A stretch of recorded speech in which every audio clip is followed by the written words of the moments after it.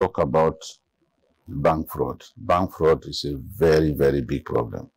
And I want to know how the EFCC is helping these banks to stem the tide of bank fraud, especially people hacking into bank system and defrauding the banks.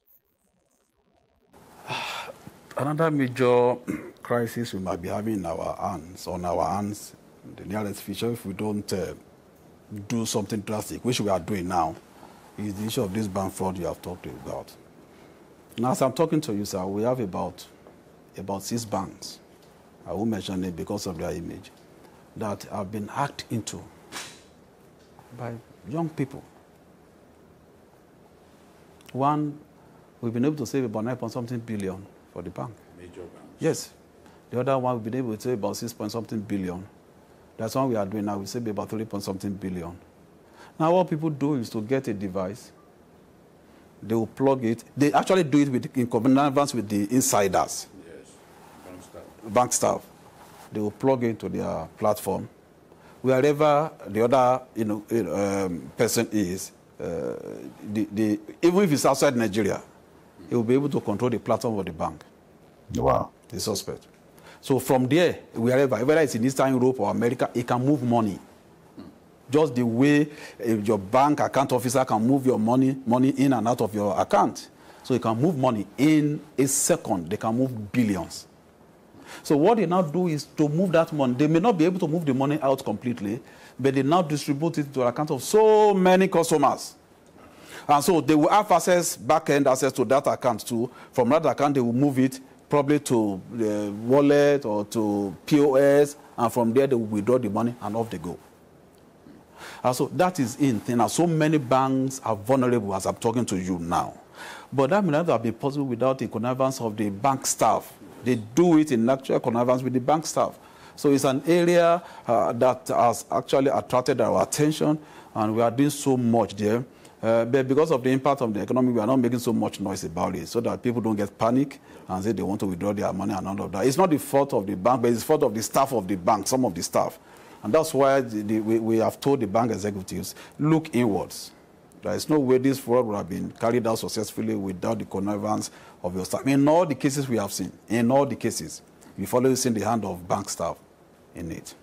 Okay, let's talk about CBEX. I wonder if you have an update for me on CBEX.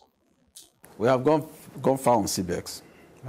We've been able to recover a reasonable amount of money, even though in crypto wallet, in wallet, the same way the money was taken from them.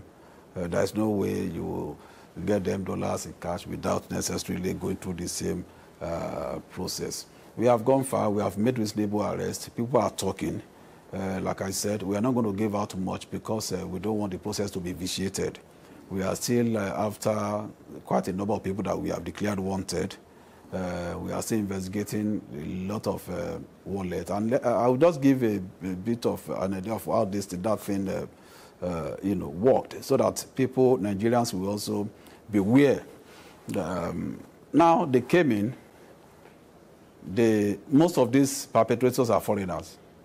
They came in. They engaged the services of Nigerians who register companies for them. Whether at that stage, whether they knew what they were going to go into was fraudulent or not, wouldn't tell. But from our investigation, we are getting clue to that. So they register the companies, and they use them to create awareness. In fact, they have seminars. We have the tape of their seminars and their conferences. They bring in professionals, people who are specialists in capital market. Yes, there was the case that they bring a PhD holder, a specialist in capital market. He's also talking to us now. And so they brought them in. They lecture people. So when you see such caliber of people, you will be convinced. So people started withdrawing their money, changing it into dollar. From dollar, they now put it in cryptocurrency, in crypto wallets. Yes. So from that, they moved the money to other cryptocurrency wallets. Now, so the crypto wallet they moved the money to, we call them non-custodial wallets. In other words, they don't have no KYC, you can't trace it to anybody. So from the non-custodial wallet, they move it to some wallets in Europe, Eastern Europe, particularly Cambodia and all of that. And from there, they dissipate the money.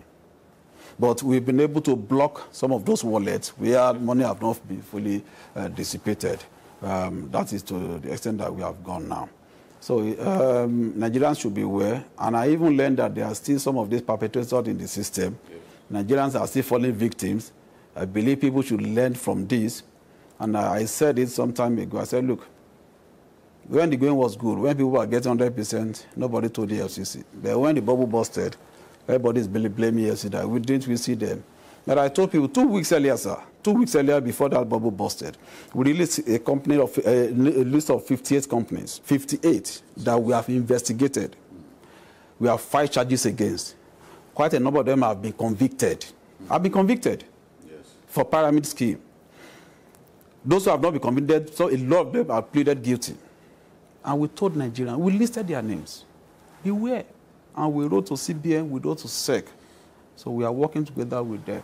So CBEX, we have gone far, but unfortunately, we need to also let people know. It appeals to the greed of some people, and Nigeria should be aware. If there's any business idea that says we'll give you 100% in 1 month, not even 1 month, in 3 months, sir, not anywhere in the world, run away from it. Mostly going to be pyramid scheme. How worried are you about the